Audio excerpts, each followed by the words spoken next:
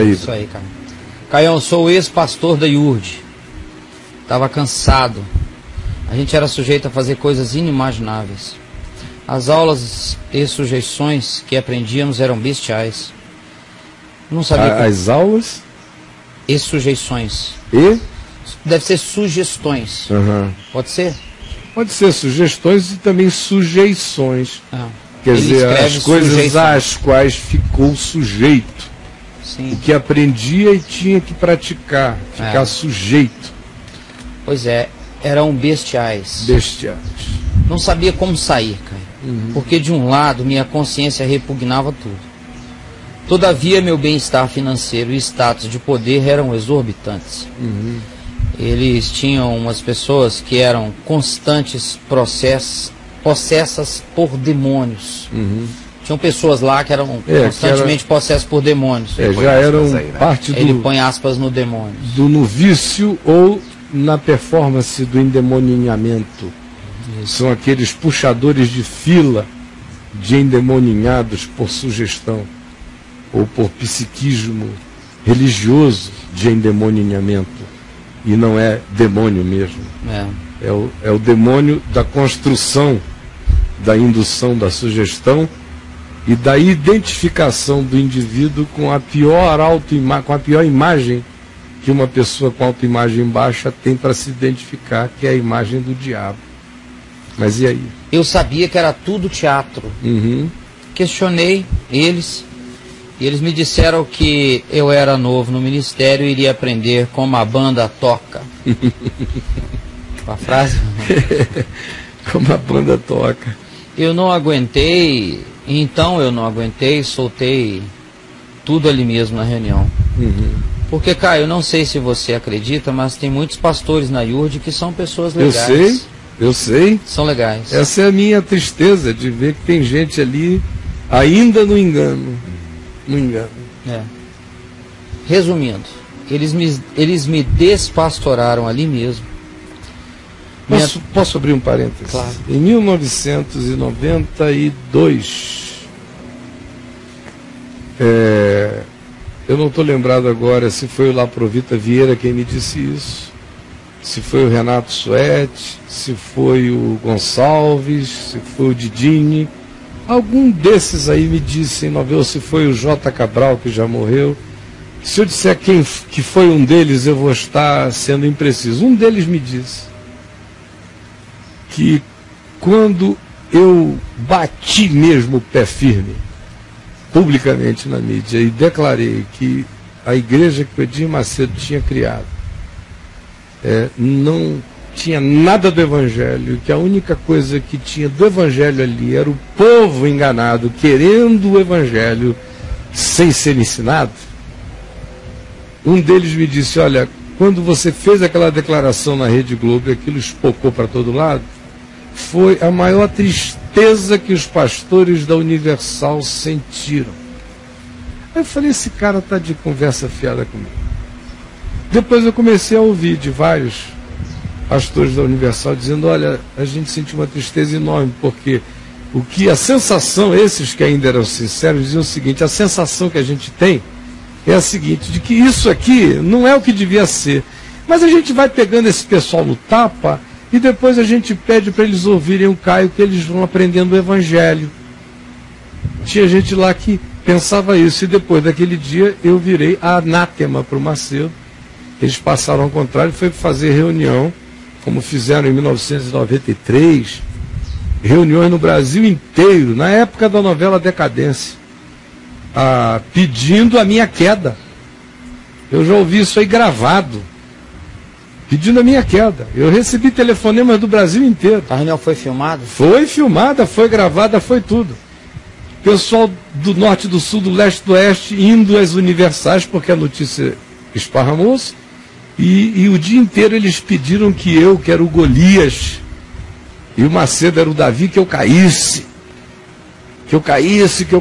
Que me amaldiçoaram até não poder mais. Só um parênteses rapidinho, eu me lembro nessa época, Enquanto você falava, eu me lembrei, eles fizeram uma historinha num jornalzinho deles, Universal. Tiveram várias, eu era uma caricatura com o negócio da Rede Globo. O personagem, o mal, era o Caio Fábio, mas não tinha foto sua não, e era um Golias, só que deveria ser derrubado. Então um jornalzinho no chão. Mas eu também era uma caricatura com um emblema da Rede Globo, do Plim Plim aqui no peito, andando sempre com um monte de políticos e figuras públicas e não sei o quê, e um monte de macumbeiro e de diabo comigo também, para onde eu ia. Era na Folha Universal, era direta, eu ria a versão da história. Mas, pois bem, eu sei, respondendo a ele, eu sei disso. Sei como tem muitos que continuam me assistindo, agora mesmo, tem gente ouvindo o testemunho dele. Pastores da Universal, pastores da Mundial, pastores da Igreja da Graça de Deus, pastores de todos os grupos. Então, que o nosso amigo fale. Minha pergunta, 2 pontos. Saí, estou sem igreja e em casa, enojado, mas sinto que estou longe de Deus. O porquê disso, Caio? Que bom acho nessa situação. Ele está sentindo que está longe de Deus, ele usou a palavra certa. Porque tudo que o movimento neopentecostal, ele tem que estar vindo da Universal, que é um movimento neopentecostal, ensina, a exacerbação da relação com Deus como sentimento, como sensação. Então tudo que ele aprendeu lá está mais presente nele do que ele imagina. Ninguém fica sob essas sujeições tanto tempo sem introjetar aquele trauma como emoção. Então você saiu da Universal, mas o trauma universal não saiu de você. Então tem 2 coisas operando em você, ou 3 agora, nesse instante. Número 1 é o trauma da Igreja Universal, de você ter sido obrigado a tomar a decisão que tomou, porque não aguentava mais, pelo que já entendi. Número 2 tem a ver com o fato de que você caiu numa bolha, num vazio, sem salário, sem afirmação, sem seguranças humanas, sem ninguém. Está na bolha, pagando o preço de uma decisão que decorre de um trauma. E a terceira coisa acontecendo com você, não tem perspectiva para frente. Aí você tem a referência perversa e traumática, tem a bolha de hoje e tem o vazio de coisa nenhuma adiante. Para alguém que foi ensinado a viver por sensação, a sensação é a pior possível. A sensação é de não Deus. A sensação é de insegurança. Mas o justo não vive pela sensação. O justo vive pela fé. Primeira coisa boa que aconteceu foi você ter tido essa coragem de homem. Porque como eu digo aqui e repito, para ser discípulo de Jesus, o cabra tem que ser macho. Primeira coisa boa, você teve essa coragem.